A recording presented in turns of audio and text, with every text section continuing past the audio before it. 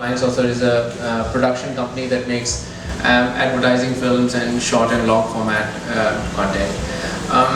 This is a forum where we curate conversation between artists, and the artists could be of similar kind of leanings or very different in their professions.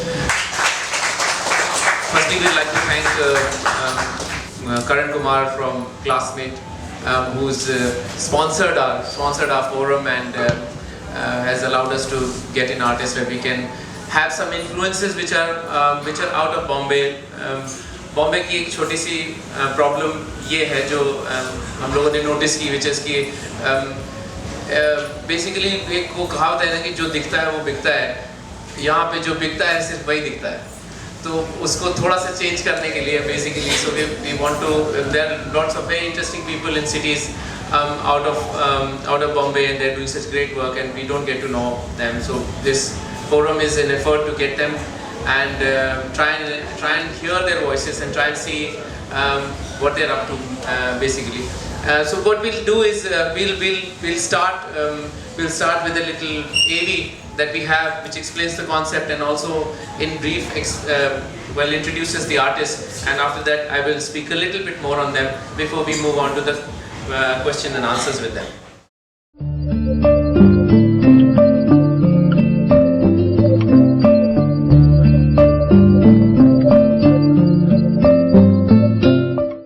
A year ago, we at Flying Saucer wondered why the creative influences for most of us in the city are all the same. Living in a metro, we only get to see and hear of commercially successful or popular artists. There isn't really very much of counterculture that we're exposed to in Mumbai. AntiMatter is an attempt to create artistic conversation that is offbeat and inspired. After all, when matter meets antimatter, what is left is nothing but pure energy. Similarly, on this platform, AntiMatter, two artists of disparate or similar attitudes come together and talk and leave us with inspiration and ideas to reflect on.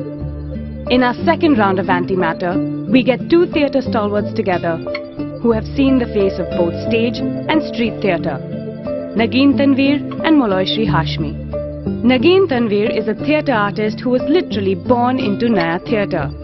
Daughter of the legendary Habib Tanveer, Nagin has been a part of Naya Theatre's plays as a singer, dancer, music composer and actor, and continues to carry on the legacy of the company founded by her mother, Monica Tanveer.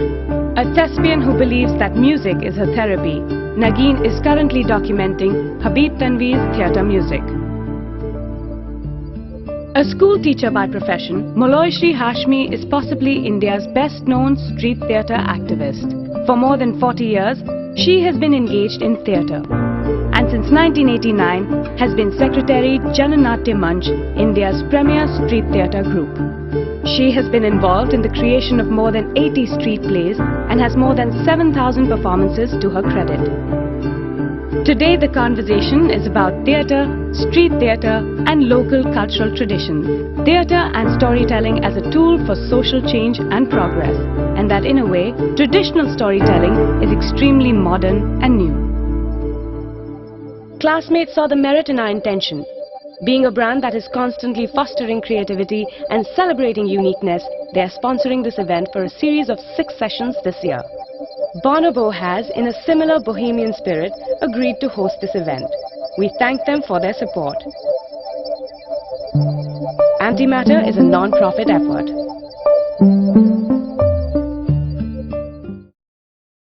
I don't know. Yeah. I don't know.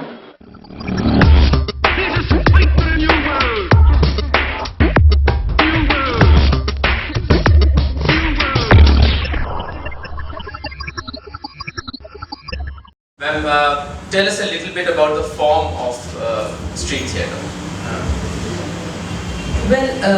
Street theatre is a form, as by its name, as you can see, that it's performed in the street, but not necessarily on the street. Actually, it's a form which is very mobile, and it's a kind of theatre which can happen under most circumstances where there's not much equipment or lighting or arrangements that are required. So you need actors and an audience and actors to draw in an audience, and you can have theatre. But what is important to understand is that street theatre doesn't happen spontaneously. So that's not necessarily street theatre that you're just doing ad-libbing. A lot of street plays, certainly the plays that I've been associated with, we've had to work and craft them out and maintain its flexibility in the approach, and yet there is something that is well crafted and presented in front of an audience. So it's theatre which can be done by anybody, but it's not necessarily always easy to create, though it looks very easy when you see it, because when we are performing, then you have to combat, like if you're performing right outside here where we are, we'll have to combat the noise, the light, people going in, doing their businesses, and we have to, in all that, attract an audience around us to watch the play. So the theatre has to be very gripping. That's very important, which is why I'm saying it has to be crafted. And at the level of using theatre skills of the body and voice and space, that also is very strong and slightly different from what the kind of theatre that is done, let us say, in an enclosed space or in a one-sided audience. Because there the conditions of performance are much more within the control of the performers, whereas out in the open, it's not. So that's sort of. So basically, does it primarily work only with volunteers? And if it does, is that the case? Then is it then amateur? It's an amateur. No, theatre. I mean the form has nothing to do with the fact who's getting paid or not getting paid. Frankly, it's not that you can have a singer who is not getting paid and you can have a singer who's paid millions. So the form has nothing to do with that. But what is true is that when street theatre evolved at the world level and later on in India also, it has been part of social movements. That is true. And therefore people who are engaged in it are not necessarily paid personally for it. So like AntiMatter, when we perform, if we had been performing over here after the play, we would have said, please donate and help the group run. But that money wouldn't come to the individual performers. So in that sense, yes, it happens to be voluntary, but there are some people who may want to do a street play on a particular project and earn a neat pattern. That's also possible. So just taking it from there that it was cause-driven. So because it's so cause-driven does it become preachy, and does it then lack in entertainment? It can become preachy, and I fear that a lot of street plays, there's a lot of street theatre groups, they have this self-conscious thing that we have something to tell, we have a message to give. So we are here, you are there. Poor people, they are so, they're simple. The ordinary people who's not been to college, who can't speak English, who is necessarily somebody who has to be taught.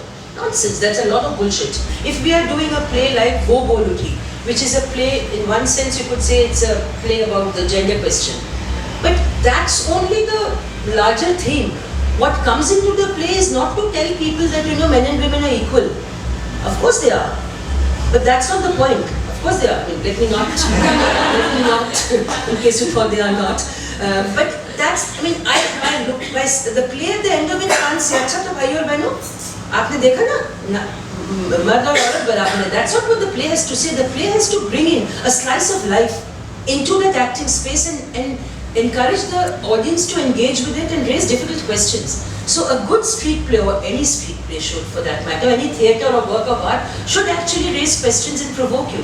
Of course it has to entertain. Entertainment doesn't mean that I have to poke a finger and make you laugh. Entertainment can be many things. Entertainment can also provoke you to think. It's great fun to think. And I think that that's also entertainment. So there was something that you were also mentioning in the afternoon about being in a space where there are people all around, they kind of form a ring, and then at a touching distance you were saying something about... Yeah, in an area, which means an area which is either a working area or a residential area. It could be a working class area or a middle class locality, that apart. Here, think of this as a space right outside this restaurant, where there are people doing their businesses, going to... Well, right here they are shopping, but if it was a colony, they would be going for some job. Maybe two kids are playing in a corner, somebody is standing and chatting, somebody is fighting. So if you take a top shot view, you will find that here is a kind of a crossroad maybe, and there are people going here and there and things are happening. A bunch of people come, they stand at one place, clap, call people, play the drum, maybe a dhabli or whatever, and slowly you can actually visualize from top that this dispersed group of people becomes sort of like a ring around this bunch of people who are in the middle. So here, this is the bunch of people, and around it, there's a ring of people. It forms naturally. We don't have to tell them, yahan khade hoiye, wahan khade hoiye. So they just come and form a space around us, which is, as it happens, roughly circular. Usually, don't ask me why, but that's how it happens. Maybe not completely, but sort of. And there is this audience over there, and you're doing the play. So if it's a very congested area, it's possible that all the grand movements that we had made of moving like this from here to there will become from here to there, you know, little small movements. But that's something you have to adapt to the situation. Of course, it's at completely touching distance, as you said, because what happens is that suppose I'm standing here. So if this is the acting area and I'm standing here, there's of course somebody behind me, maybe a kid who's sitting down. And so if I'm standing in front of the child, that child can't see anything because my legs are in the way. So what does the child do? I mean, 99 times out of 100 they do that. They'll pinch your calves, or they'll pull your shalwar, or they'll say, auntie hato, auntie hato. But auntie can't move, because if I move from there, what happens to the blocking that we've done? So I have to, pretend to do this, and with this part still. So, it becomes, so we have to keep that in mind. Then, for example, we may have worked out a certain entry and exit, but at the actual spot, that has to change, and that comes a little bit through experience, that which angle to take if you need to change. Also, when you're performing in the round, one thing that often happens is, I mean, like if I'm sitting here, I'm on one side, you're on the other side. If I'm coming towards you, if I tell Nagin, chali jao, so Nagin will go from here to there, and she will chali jao. She will be going towards you. But think of this as in the round. If I'm standing here and telling Nagin chali jao, so Nagin will go this side towards you. But to the audience there, she's going away from them. So this is a very important thing, that what is the blocking that is for a one-sided audience has to be totally redesigned for an all-round audience, circle audience. And at the same time, we can't have these round movements, because that is very boring, that everybody is coming like this and going away. It can't be that. It has to be different things. And in that, therefore, the stance of the body has to be different. That's the sort of thing that comes in. A lot of it we've learned entirely through practice. A lot of it. It's not as if that we are trained, we are not. But we've come to it. I'll ask you Nagin ji ki what was the genesis of Naya Theatre? कब से शुरू हुआ और किसने शुरू किया, और that whole story of Qudsiya Zaidi? My father came from Bombay in early 50s, and he joined the Hindustani theatre. He wanted to make a professional theatre in Delhi, and Begum Qudsiya Zaidi was the head of Hindustani theatre. Urdu के ड्रामे करते थे तब. फिर in 1955 arrangement ये था कि एक साल के लिए डायरेक्टर आएगा, एक ड्रामा करेगा, और फिर दूसरा आएगा दूसरे साल, फिर तीसरा आएगा तीसरे साल. ये अरेंजमेंट था. Monika Mishra, my mother, she had received her training in America, theatre training, and she was in search of a job. She worked with Mr. Al-Qazi in Bombay, and that was in 1955, round about 1955, because my father had already left for England. So she came and she met Begum Zaidi. Begum Zaidi ne kaha aa jao, and she produced 1 or 2 plays. Khalid ki Khala kiya, Konar kiya, and then his time was up. 1 साल के लिए गए थे हबीब साहब, अब वो 3 साल रुक गए इंग्लैंड में, यूरोप में, because he was enjoying himself and watching theatre everywhere. So she did 1 or 2 productions, my mother, and then she was asked to leave the Hindustani theatre. She did not know the arrangement कि 1 साल का वो है arrangement. And she thought I was thrown out of my job, and ये हबीब तमीर कौन है, मैं देखती हूँ. And she wanted to have a good fight with him. So she was having coffee with a friend of hers in a restaurant called Alps in Delhi. And that friend said, look, that is Habib Tanir. So she said, Acha. So she stood up and she went up to him and she said, you Habib Tanir? He said, yes. He looked her up and down, beautiful woman. And he was very handsome looking. She said, I am Monica Misra. You snatched my job. And he said, can we talk tomorrow? The quarrel never took place. It turned into romance. That's another story. But in 1958, film story. But this forum is only about another story. Continue. So in 1958, he did a play called Mitti Ki Gadi. And he had seen lots of productions of Mitti Ki Gadi in Europe and in England, The Little Clay Cart by Shudrak. And the set was always coming as an obstacle. So he brought 6 actors from Chhattisgarh, and the actors did skit comedies, and they used to dance, sing and act, do all 3 jobs. So he said, Delhi chaloge? He said, हाँ साहब हम चलेंगे. And there were 6 people. They came. बेगम ज़ैदी ने उनको देखा और कहा, अभी ये क्या ले आए हो, काले कलूटे और क्रॉस आइड, ये इनको तो दिल्ली वाली ऑडियंस पसंद नहीं करेगी. And Dr. Zakir Hussain was supposed to come. There was some annual function. Dr. Zakir Hussain आ रहे हैं.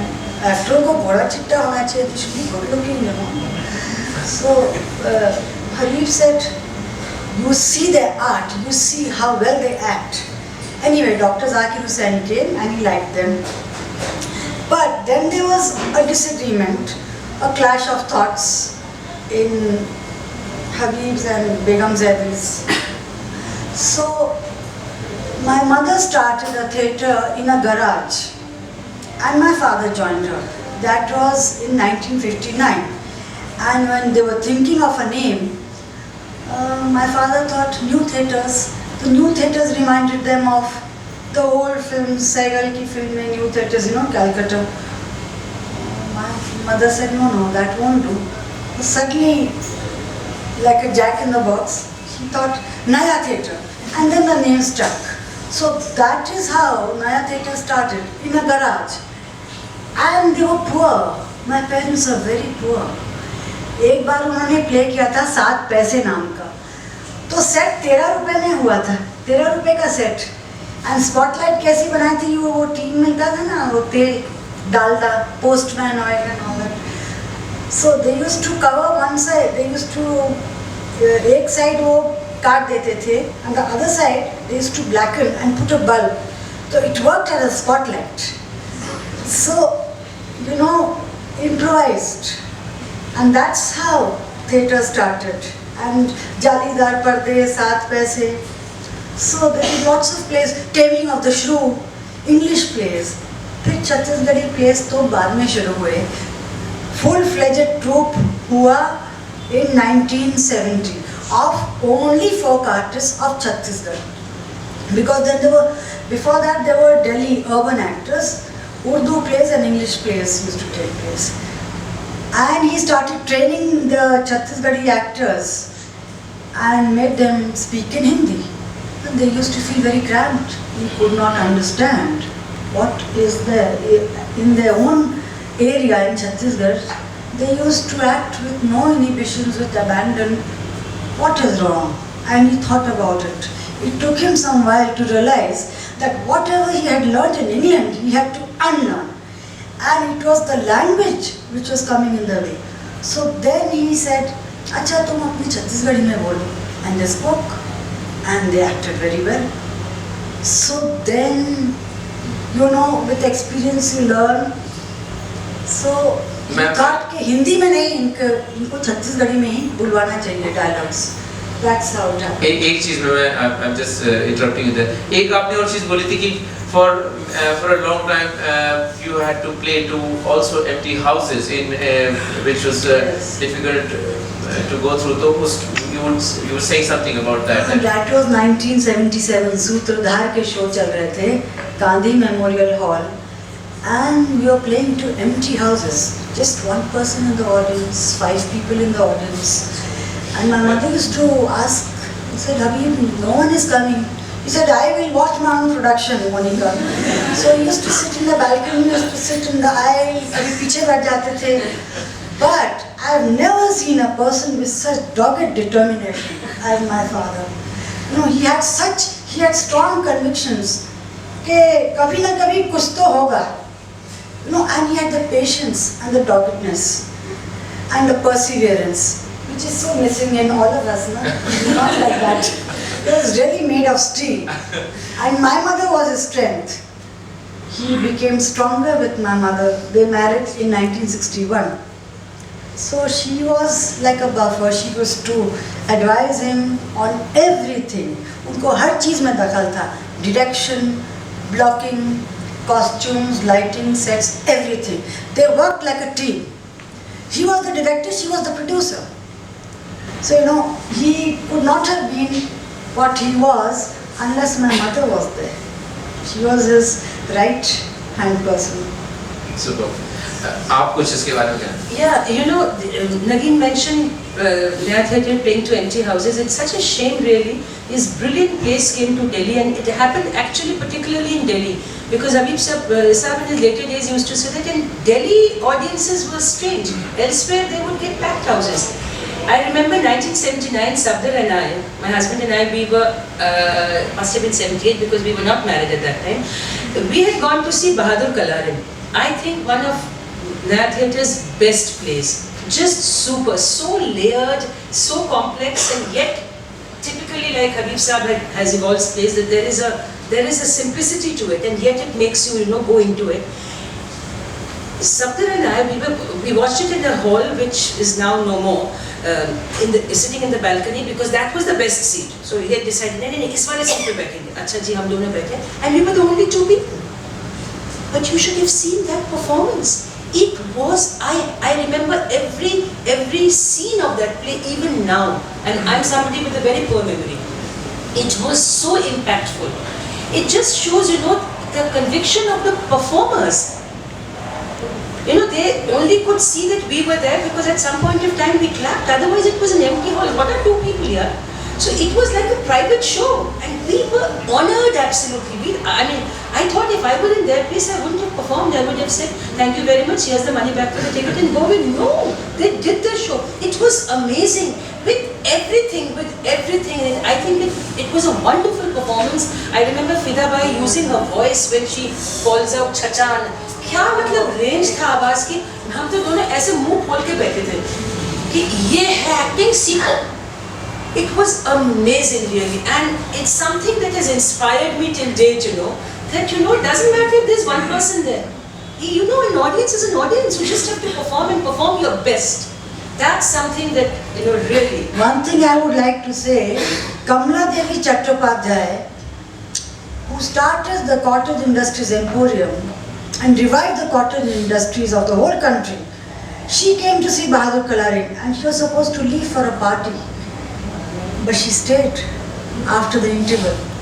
And when the play was over, the show was over, she said to my father, Habib, how professional they are. That nothing could have been a better comment. The folk artist is totally professional, which urban actors should learn, I think. Well, Monica ji, I'll turn to you and say कि जन नाट्यमंच जन्म का जन्म कैसे हुआ और कब हुआ? Janam started in 1973. Really, a bunch of theatre lovers, actors, call it whatever. And we started doing theatre. And from the beginning, our work had been of taking theatre to places where theatre doesn't go. So Janam takes theatre to the people. That was a kind of the byline that we had thought of. So we were doing big plays, big proscenium plays, kind of musicals. We'd done plays by well-known, at that time fairly young playwrights, and one of our earlier plays was written by Sarveshwar Dayal Saxena, the famous poet, and he had written this play Bakri, and we were the first people to produce it.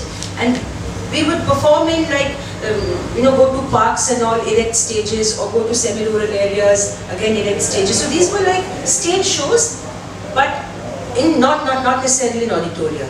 And that's how really Janam started, and we continued to do theatre for many years, and it was during the emergency from in the 2 years of that, well, less than 2 years, 1.5 years, that we didn't do anything. And after that, when we regrouped, we realized that our plays were not really, we were not able to take them to the areas that we were normally going to because the organizations who hosted us, they did not have the wherewithal to host us. And there were other things that they were involved in at that time.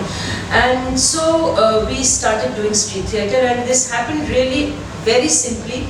And it was a meeting that we had sat on, ki kya kare yaar, natak nahi 10-12 show karke kya fayda hai. So that's when Safdar said that, bhai, bade natak nahi le ja sakte, to chote natak le jayenge.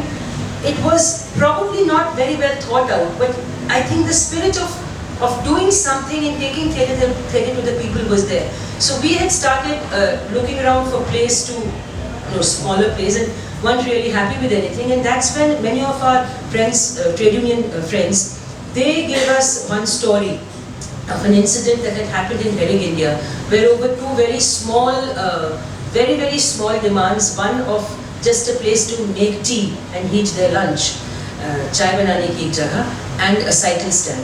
On these two simple issues, which were not even demands of pay rise or anything, completely humanitarian work conditions, but which was not there.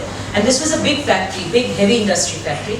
There was a protracted struggle, at the end of which there was a strike and there was a police firing, and in which workers were killed over these two things: a place to just eat your food and make chai, and a place to park your bicycle.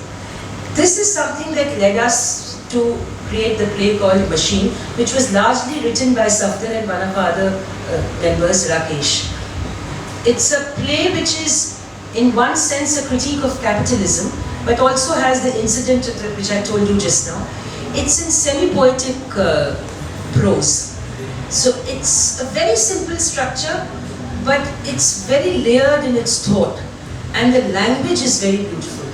So this is something that was very important, that whenever we are making plays, that it has to, that we are very concerned about the language of the text of the play, the kinds of words we use. We often use a lot of poetry apart from songs, and that it has to be a multi-layered experience, and it cannot simply be कि जैसे आजकल street theatre होता है ना कि शौच के बाद हाथ धो, after doing potty wash your hands. Which idiot needs to be told that?